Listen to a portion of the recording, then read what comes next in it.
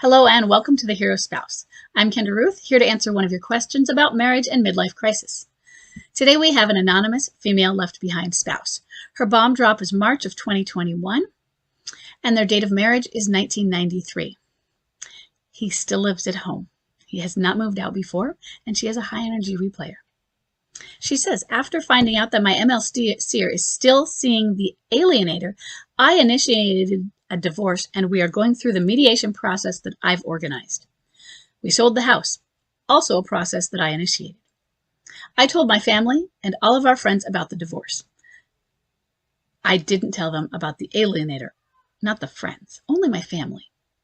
The problem is that he hasn't told any of his family, nor some of his close friends about the divorce, although he has regular contact with them. They were baffled why he hasn't mentioned anything. The final divorce document was prepared and sent to both of us to confirm if the information is accurate. The lawyer said that he will send the schedule with available times for both of us to sign the document only after each of us provides feedback. He hasn't replied to that email yet, and it's been more than a week.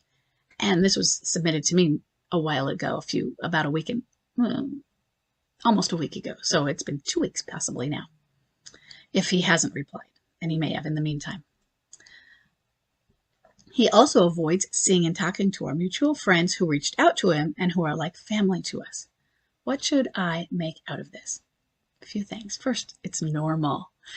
It's normal. Some of them tell everybody. Some of them tell nobody. He's ashamed. He doesn't want them to know. He's still at home. Some of it is the criticism for, why are you still at home? Now, the question I have is, you say you sold the house. Does that mean you've moved out of it yet? Or are you, because then did you move out to another place where he's still with you? Or is it now the part where it's sold, but you just haven't gotten out yet? The friends are thinking it's an odd situation. So some of it is he doesn't want to bring it up. Some of it is he's ashamed and feeling guilty for it. He's had an alienator. They may or may not know that. They may or may not suspect it. So think about the friends who are going to do.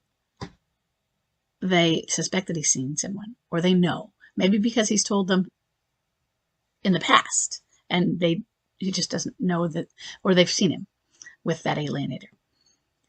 And they're being judgmental. Or he's assuming they're going to be judgmental. So he doesn't want to tell them that way.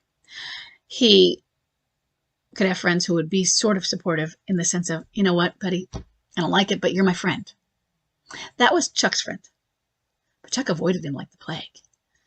And I wanted him to be supportive as he was. I didn't realize. As soon as he left me multiple times, I would talk to Scott, and Scott would say, oh, well, that explains why he hasn't called for a while now. He avoided both of us. So they try to avoid anyone who's going to hold them accountable. But I think he's embarrassed. I think he's really embarrassed. I think he's embarrassed that he's getting divorced. I think he doesn't really want a divorce. And I think he's feeling ashamed. And then there's the part about, what an odd situation that you're still living at home while going through the divorce. And he'd have to explain that to people as well. He just thought, I could just hide this and we would get back together. And things would be hunky-dory and fine. And they avoid. You got this going. You initiated the divorce. You got the house sold. He would have done nothing. MLCers, some of them do something and they start to take action and then they leave it off. And a divorce doesn't go through and it just gets defaulted, removed. Some of them follow through, because they have somebody often pressuring them, like an alienator. Some of them do nothing. They say, other than say it. Some of them don't even say it. Some of them don't even think it. And if you do, they're shocked a year and a half later while they've been living with somebody else. Divorce? What do you mean? Why would I do that? Because why do they need the piece of paper? Sometimes that's all it is. So everything is normal. But I think with him, it's some embarrassment, some guilt, some shame, and not wanting to have to discuss the oddness of the situation.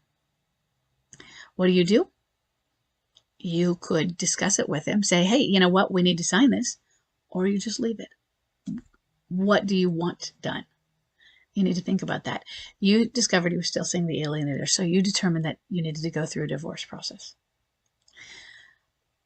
It seems to me like you want that to get done and finished so you can get some closure. Then you need to figure out what you can do to get him to do that piece of it. I don't know if there's anything legal you can force him into or what. But I want you to think about that. Or think about is reconciliation, regardless of divorce process, you can get divorced and still want to be a stander. Is that what you want, or is this really it for you? Because, and I say that because I work with standers, and you've asked me, but your bomb drop was a year and a half ago, which means that he would still be seeing the alienator. And we often don't realize that. We think they acted like it was done, or they said it was done, and so we believed them. And then we put up an ultimatum to them. And it's not always bad. I don't like the ultimatums of it's her or me, because they're going to choose her during early MLC, mid MLC, even into late sometimes. But the ultimatum can be, you do this, and then you have to leave. You do this, you're not allowed to live here. I don't want you to have the expectation that he has really ended an affair. Because if you have that expectation, that comes with other expectations. It often comes with expectations of, now things are going to get better, now you need to treat me this way, and you need to be all things that we should be in a marriage. But that's a healthy marriage. That's a marriage that's not part of a midlife crisis. In a midlife crisis, those things aren't going to happen. And so what it is accepting the process of midlife crisis, and that they're going to still see the alienator. They're going to try not to, maybe. Some of them will be genuine in their efforts, and it still doesn't work. This affair is going to last for a couple of years, likely. 3 years is not uncommon. More, also not uncommon. Chuck was trying to break up with her over and over and over again. But the limerence, the addiction that comes with that, the emotional blackmail that comes with it, so that he wasn't only feeling guilt and shame for what he was doing to me, but she was telling him how he should feel so guilty, like a horrible person, for what he was doing to her, even though she was doing these things. She was using that to keep him. His guilt against being the bad guy. So a lot of that is normal, what your husband might be experiencing, and he's not going to break up with her. So initiating a divorce and having that as your line in the sand, still seeing her, is fine. It needs to be your choice. But if you're choosing it because you didn't understand that this is how it works, and it sucks, trust me, I know you know that, he's not going to move forward other than being forced, because he doesn't want to. He doesn't really want out. That's my view of it. Okay.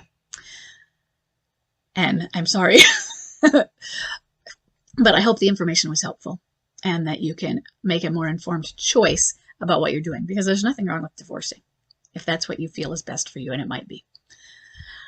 But I will see everybody in the next question.